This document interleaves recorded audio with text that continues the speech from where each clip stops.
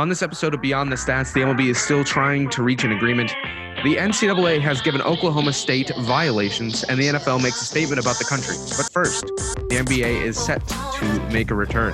This is Beyond the Stats with Zach and Tanner.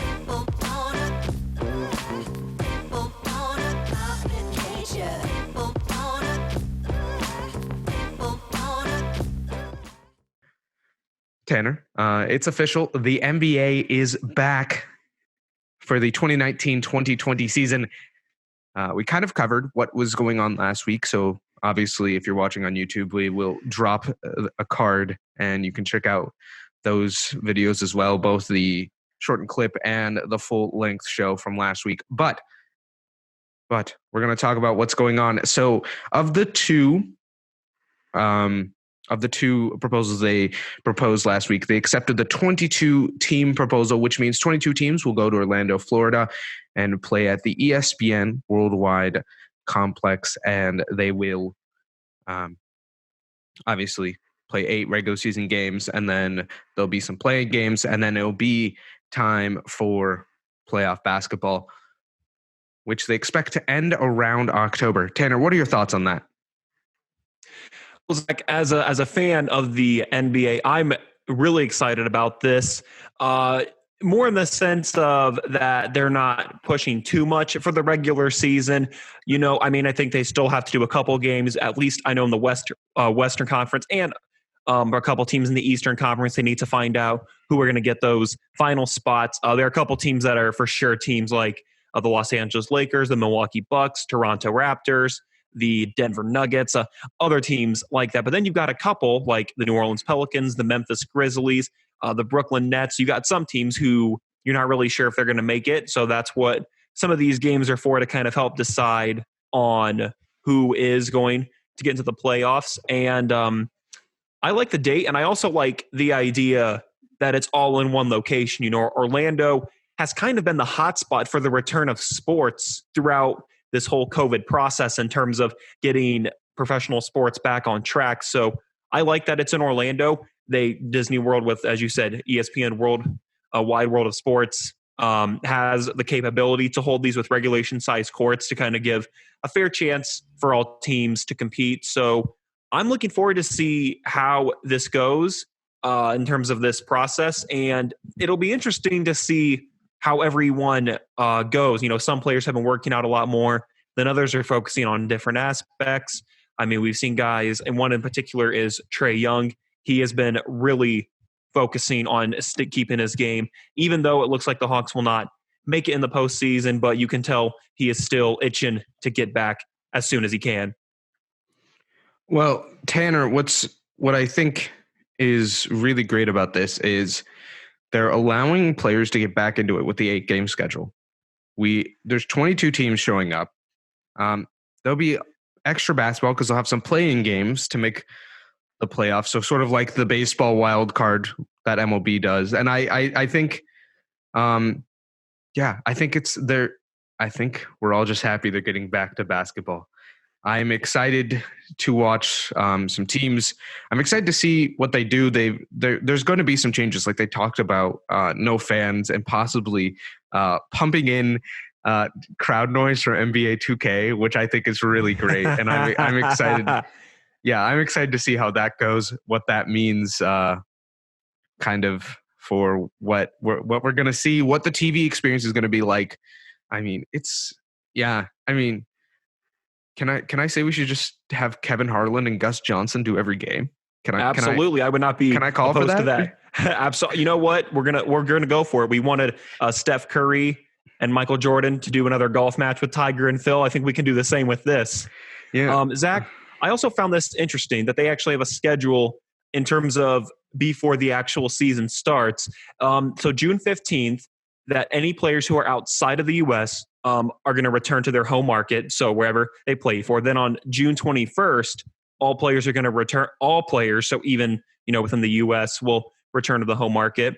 On June 22nd, the testing on players for COVID-19 will begin. Then the training camps actually begin around a month before the actual season resumes, so a perfect amount of time to get them back. Then on July 7th is when all the teams will actually go to Orlando probably, to kind of get used to the courts, get used to the facilities. And then again, as you said, July 31st is when the actual season will resume. So I really like the balance in terms of they've considered, players who probably went back to their home countries, obviously those who still live in the United States.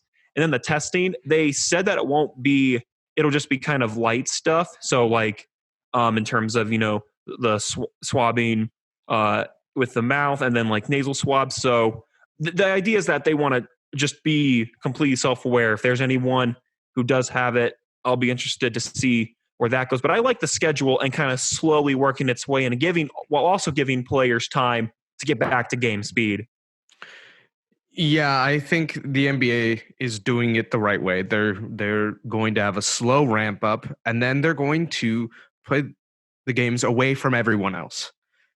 That way, they can control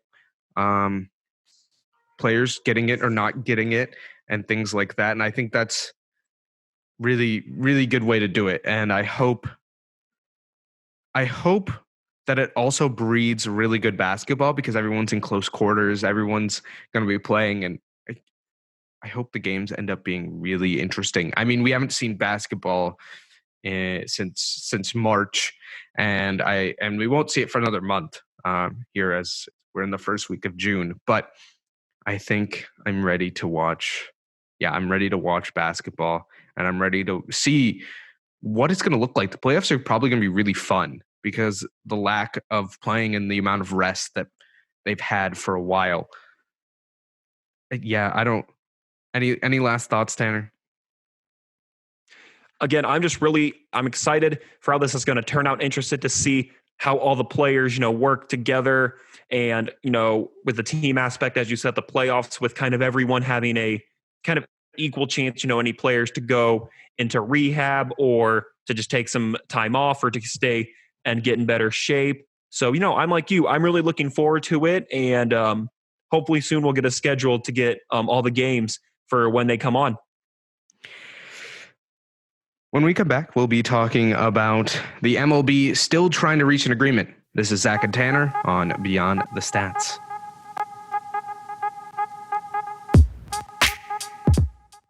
Welcome back to Beyond the Stats. I'm Tanner Camp alongside the one, the only Zachariah Begley. So, Zach, we've been talking about Major League Baseball. We talked about last week and touched a little the week before, but continuing as the MLB is trying to find a way to get back to their season. The latest statement that we've heard is that the MLB, the players, they are not going to take another pay cut, and they've rejected the league's plan to begin the season.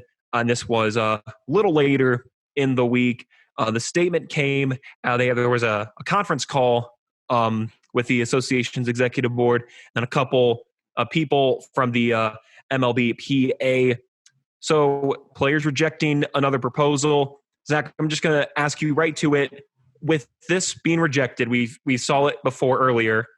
Do you think there's any chance now? Because we were thinking that there is a strong chance based on all the proposals and the ways to kind of get back to speed.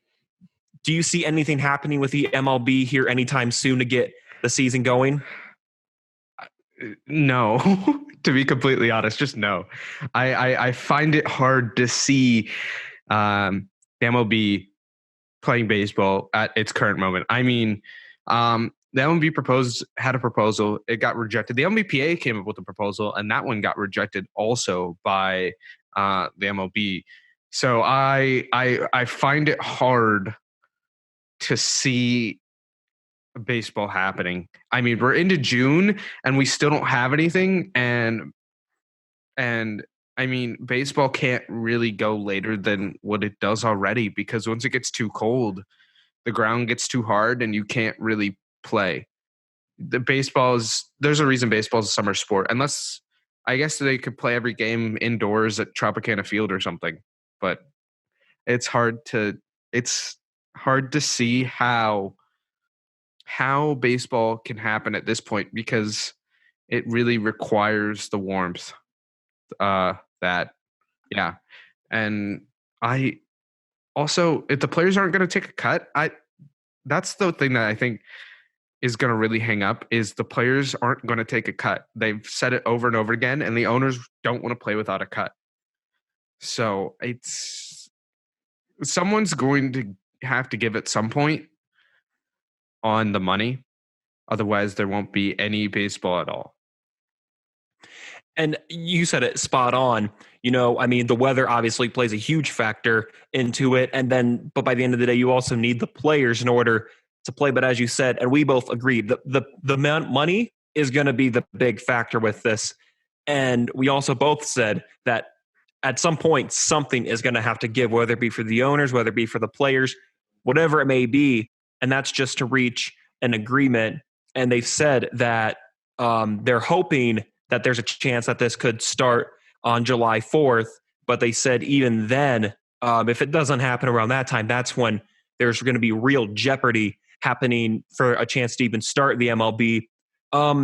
Zach, as we kind of think about this, what do you think, if you were to think of any way, what's the most important thing that needs to happen in order for there to be an MLB season? I mean, we talk about pay cuts, we talk about the no fans, which I think at this point doesn't really matter. It's just a number of games. So between number of games and pay cut and any of the other factors, what do you think is going to be the determining factor in order for the MLB to resume play? The money, 100% the money. Once they figure out the money, the rest of it will fall into place. There's no way they can figure anything else out without the money. I mean, that's life though. If you don't figure out the money, then you can't do anything else. It's just obvious. Once you have the money in place, once you have the money figured out, you can figure out everything else. Now, should the players take a pay cut? Maybe. I mean, I mean, the players are playing. Maybe they shouldn't take a pay cut. Maybe they should. It just kind of depends on on a number of factors. But really, the only way for baseball to happen is for them to figure out how the players are going to get paid. Because once that's figured out, everything else kind of falls into place. So, Zach, before we wrap up this segment, I've got a quote here from Tony Clark, a union executive director for Major League Baseball. And he says that in this time of unprecedented suffering at home and abroad, players want nothing more than to get back to work and provide baseball fans with the game we all love. But we cannot do this alone. I think that's a very important quote and big agreement. It's going to have to take both sides, that both are probably going to have to take something that's cut, whether it be money, whether it be games, in order to reach an agreement. So hopefully they'll get something, but Ruggy, as you said, right now it's definitely on the fence. When we come back, Zach and I will talk about Oklahoma State and the violations that they have received from the NCAA. This is Beyond the Stats.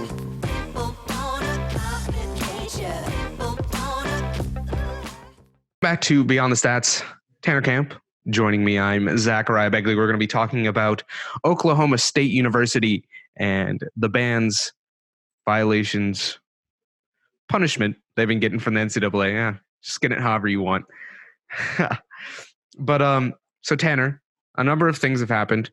This is in conjunction with the NCAA, the NCAA gave these violations in conjunction with the former associate head coach, let me get his name right, Lamont Evans, for taking bribes for players to leave South Carolina and come to Oklahoma State, as well as to direct Oklahoma State players to particular agents and financial institutions. So, Tanner, what the violations have, a 1-year suspension from postseason play, a reduction in scholarships by 3 for both the 2021 season, all the way through to the 2022-2023 season. And this is on top of self-imposed bans by Oklahoma State that reduced official visits and reduced the salary of the basketball budget by $10,000, as well as a 1% reduction. So, Tanner, what are you thinking about what's going on here? Well, obviously, this is a subject that is very familiar for a lot of coaches. I mean, we've seen this with Louisville. We've seen this throughout many other programs throughout the country. So it's kind of upsetting, but at the same time, the NCAA is trying to let colleges know, hey, like this is not the way that it needs to be. And for a school like Oklahoma State, who every time I think of them, I feel like they always make the tournament, and that they're like what I call an 8-9 seed. They're always that team that like in the first round finds its way to sneak in as an 8 or 9 seed and then can even give a good game in the next round. So it is unfortunate, but I think the price does need to be paid. And I think the other thing that's important to note is that Oklahoma State has said that they will file an immediate appeal for these penalties, and they need to do this by June 20th. So that's going to be important for them if they want to try to do anything with it. But I'm not sure how much good that's going to do for them. But, it's one of those, again, we've heard this subject for, again, quite a while now. So, again, it's just letting you know that this could happen to any program, not just any of the major ones. It even happens to ones, like Oklahoma State. That's like a team that always finds its way to be an 8 or 9 seed in the tournament. But it is unfortunate. But, again, that's the price that will be paid. So we'll see if the Cowboys can find a way to work around this. Yeah, I think I know they're appealing probably because of self-imposed violations they'd already done. But I mean, there was an associate head coach, assistant coach that was taking bribes, and they didn't stop it. They imposed some violations on themselves after they were caught. So I think it's fair the NCAA is, putting their own bans. I mean, they have the entire right, and yes, they'll appeal, but I don't think they'll win the appeal. And I think the NCAA has all the right to do this because you can't have coaches bribing players or taking bribes to convince players to do certain things. So we'll see what kind of happens from this. Moving forward. And Zach, I think something else that is important to mention for Oklahoma State is that they actually recently signed one of the best seniors in the up for the upcoming season in Cade Cunningham. He actually is supposed to be a really good player in terms of, as of right now, he actually is projected to be the number 1 overall pick in the 2021 NBA draft. And they actually hired Cunningham's brother as an assistant coach this last summer. And I think that is still important because postseason play in the NCAA tournament is a very important part of a player's recruitment process. That's, when the big game steps up, you always know once you lose in the tournament, then your season's done. The regular season, with those games, obviously it's a rival, stepping up to the occasion, hitting the big shot. Can you perform at the level that those professional teams think you're capable of? So for Cunningham, Cade Cunningham, this is going to be interesting to see where it goes for him, which means for him, he's going to have to really step up because knowing that the Cowboys, again, unless something miraculous happens, most likely will not make the tournament because of this ban, that he's going to really need to step up. So a lot of different aspects for the Cowboys, not just for the program itself, but for players like Cunningham. So like I said, we'll see where this goes, and we'll see how the Cowboys perform this season, knowing that they have this weight on their shoulders. So I don't think making the playoffs necessarily matters. I mean, Ben Simmons didn't make the playoffs in his 1 year at LSU, and he still was number 1 overall pick. I think also Cade Cunningham could still not come to school.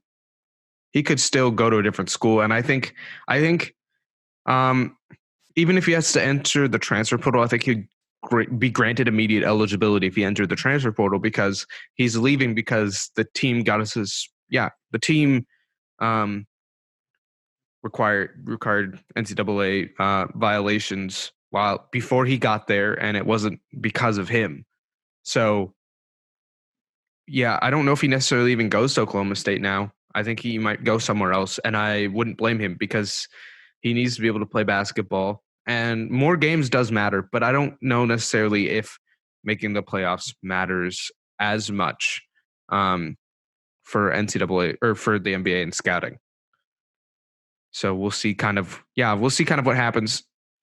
Tanner, you talked about a little bit before we started the possibility of what happens if COVID-19 affects the season.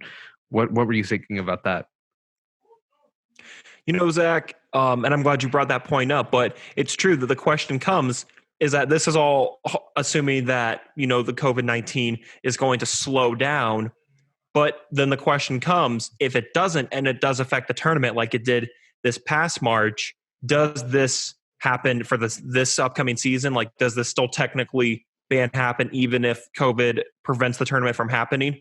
Or will it be a situation where, well, they serve technically the tournament, so then they would be eligible for the 2022 tournament. So not this upcoming season, but the next. So that's something that, depending on where this pandemic goes, if it does affect the tournament, what it'll do for Oklahoma State. If I had to take a guess right now on the spot, I think, assuming that, let's say the pandemic caused the tournament to stop, I think that it would bleed over into the next tournament because, again, you can't get banned for something that ends up not happening. That's my prediction. But again, as we kind of get closer to that time, we'll see where it'll go and what the NCAA decides to do. Yeah, I'm curious what they would do as well. My guess actually is that if it doesn't happen, they would have to ban the next year. I don't think you can get out of a punishment just because of extenuating circumstances in this case. I think they would just ban them the next year if the playoffs don't happen. But I also don't see it not happening. So, because that's all the way next March. That's almost a year from now. Absolutely. So, and that's just under the assumption something were to happen. Again, right now it's on a good steady scale where it looks like it's declining. But, again, we were unsure with where this was going to go. But that's, just a thought. But as you said, it looks like it will happen and they will serve their ban for this upcoming tournament. When we come back, we'll be talking about what the NFL is saying about what's going on in the world right now. This is Zachariah Begley, Tanner Camp, and you're watching/listening to Beyond the Stats.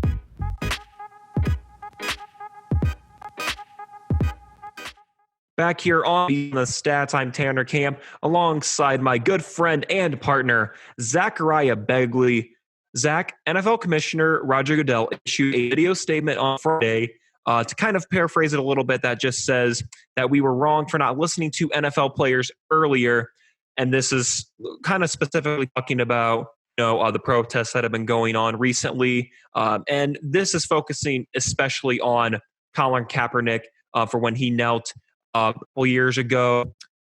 So, Zach, I'm really curious about your thoughts about this. When you first heard the statement, or that Roger Goodell put out this statement, what was the first initial reaction that you had? I was surprised, to be honest. The NFL has for a long time not really said anything about politics either way, both standing with certain things or not. So this is the first time I can really think of the NFL taking a stance on something as an entire organization. So I'm glad.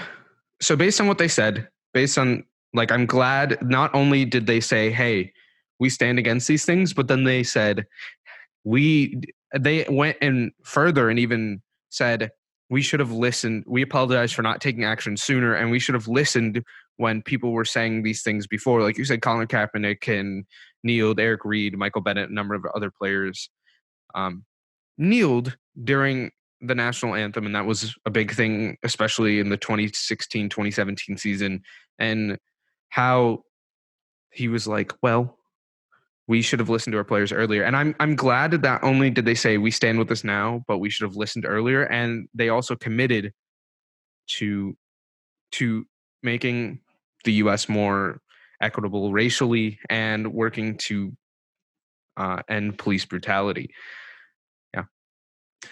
And, it's never easy to admit Because like you said, it's one thing to just say that you stand with them, but then it's also big to mention that they admit that they were wrong. So again, big props to Goodell and the entire NFL for that. Zach, I actually have a quote from running back Adrian Peterson, and it essentially talks about that he knows for a fact he plans on kneeling once the NFL season starts in September. And the quote is that years ago, seen Colin Kaepernick taking a knee. Now we are all ready to take a knee together going into this season without a doubt. So Adrian Peterson, I would argue one of the most decorated running backs, both in the NFL currently and also just in its history. But Zach, when we see more players talking about how they will take a knee for this upcoming season, and with Goodell releasing this video statement about how they stand with him and that they were wrong, where do you think the NFL stands or is going to go with this, knowing that you have players like Adrian Peterson who have made it vocal, saying that I will be kneeling for this upcoming season? The NFL, well, based on what they said, the NFL has to back it. They can't. That's, I mean, for a number of reasons. Bad PR is one of them. If you want to be, completely frank, the NFL has to back what they said. So they can't say anything about players kneeling. They have to allow players to kneel. The one interesting thing is the way it's gone before. It'll be interesting to see what the president says about all of this at this time, and what that means not only for what that means for the NFL in terms of the president. And of course, people are not going to people are going to stop watching